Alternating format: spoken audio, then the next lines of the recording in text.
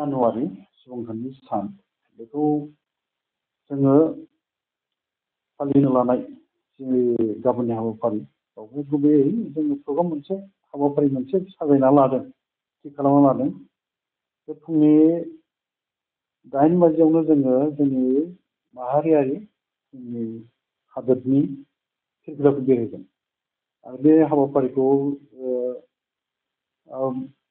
हाबाफारिखौ बिबान रुजुननानै मावफुंनो सिगांनो जोंना जोंनि खुंथाइनि बर' कसारि उलफाव थमास काउन्सिल बर' कसारि अनसाय गावारि खुंथाइनिनो मासिगिरि बिथांमोननो बसुमतारी बिथाङा बेरायहोगोन आरो बावहाय जोङो गुबैयैहाय गुबुन गुबुन जोंनि फरायसालिफोर बुंनो थाङोबा एस बड' गोजौ फरायसालि लोगोसे उपेन्द्रनाथ नेसनेल एकाडेमि सिमेन्ट सापरि आरो लोगोसे आहमबारि बाथौ इंराजि बिजों फरायसालि बिनि फरायसाफोरबो बेवहाय बाहागो लाफैगोन आरो समफोरनि इउएन एकाडेमिनि जोंनि फरायसाफ्राबो फोरोंगिरिफ्रा बेवहाय बाहागो लाफैगोन बे जोंनि थाखाय गोजोनथाव बाथ्रा आरो बेवहाय माखासे हारिमुनि एसे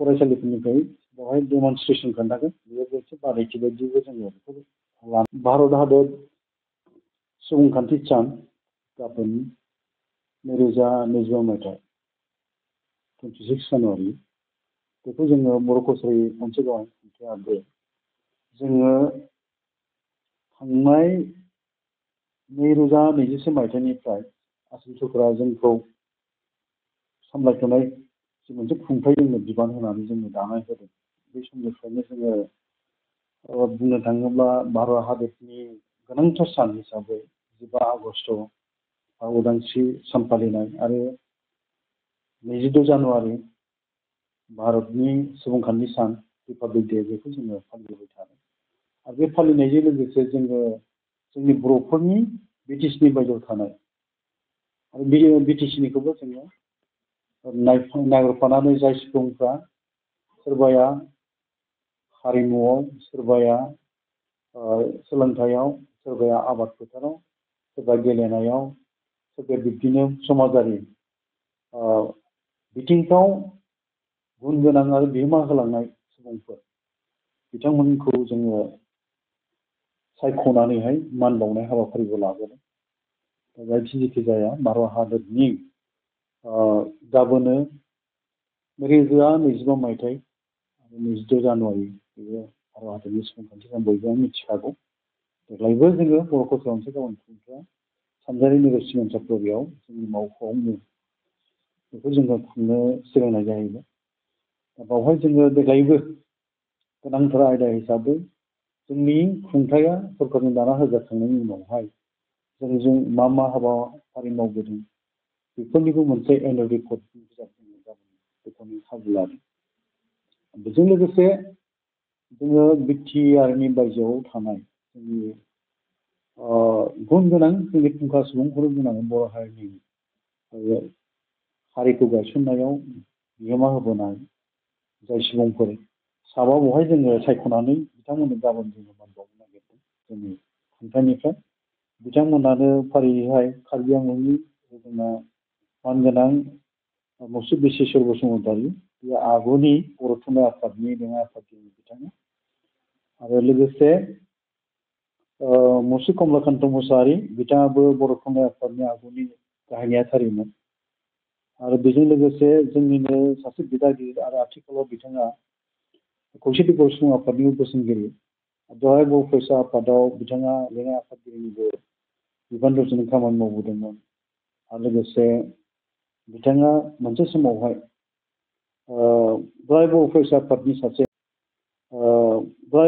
आफादनि सासे एक्टिं प्रेसिडेन्ट हिसाबै खामानि मावबोदों गेदेर बिपिन गयारि बिथांखौबो जोङो मान बावदों बिथांनोबो आरो सासे फोरोंगिरि आजिरा मोननाय जोंनिनो जायगानि सानजारि नोगोरनि मुसुब ललित चन्द्र बर' मानगोनां बिथांखौबो जोङो मान बावनो साननाय जादों आरो लोगोसे सासे गुन गोनां माने बिथाङा आबादारि बिथांनि मुङा जाहैबाय फनि महन औवारि बिथां गलागासनि बिथांमोननोबो जों मान बावनो नागिरदों जायखिजाया गाबोननि हाबाफारिखौ जों खुंथायनि होनानै मोजाङैनो साखाफारा खालामनो खुंनो सिगांनाय जाहैदों।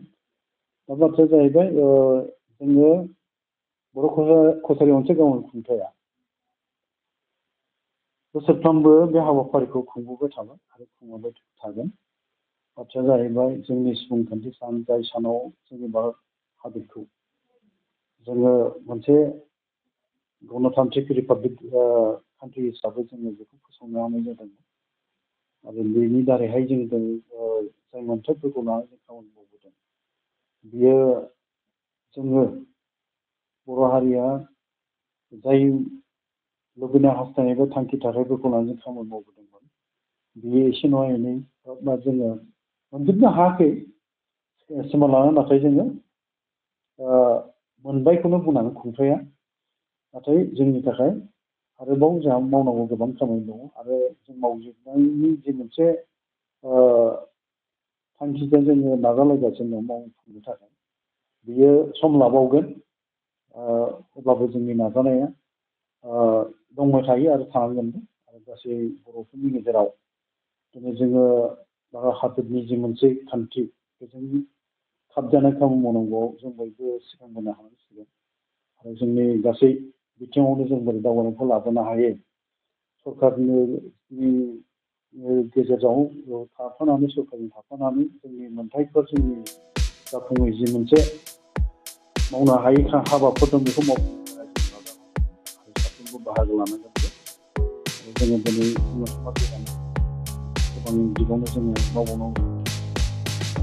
जों लुबैनाय बायदि दाबो जाजोबथ'वाखै। दाबो जोंना बर' कसारि अनसाय गावनि खुंथायनि मिजिंथिनानै दङ आरो बिजाब दानो हायाखै, इसोरखौ लुबैनो हायाखै। जों लुबैनाय रायजो राजा आफादनि मिजिं दं। मानोना भारतनि सरकार भारत हादराव आसामाव डक्टर हिमन्त बिश्व शर्मा होननाय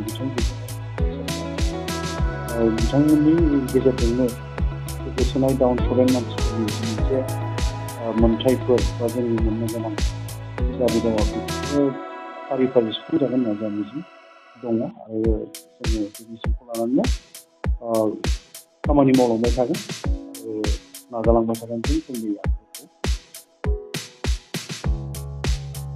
Welcome to IBT Coaching Institute, Kokrajhar, where your success story begins. Experience top-notch education with affordable course fees, making your dreams achievable.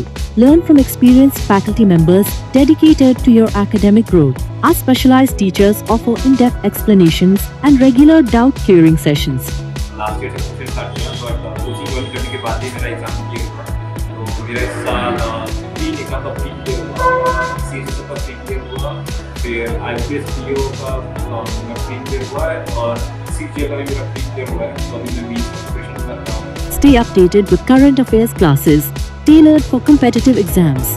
Boost your exam readiness with daily CBT and offline mock tests, ensuring you are always prepared. Strengthen your knowledge with extensive revision classes. Experience our teaching quality firsthand with a free demo class. saya weekly kan, pada bahannya ada saya sudah biasa. Bahaya sih kelas berjalan, mana sampai final year berjalan, walau macam mana, ini macam mana, ini pun macam. Medicine four English का सच बच्चों मेरा quant में actually खराब था, इसमें मेरा ज़्यादातर exam में qualify नहीं कर पा रहा था और कॉन्फिडेंट भी नहीं था। जब से मैंने ज्वाइन किया है तो मैंने क्वांट पे एक्चुअली अभी मैं क्वांट पे अच्छा हूँ और कर भी पा रहा हूँ, तो अभी कॉन्फिडेंट भी हूँ और फैकल्टीज भी बहुत अच्छे हेल्प करते हैं बहुत। Access all resources and updates through our official app, Make My Exam. Receive comprehensive course materials and monthly magazines at no extra cost. Join India's #1 coaching institute with proven success in SSC. Our achievement.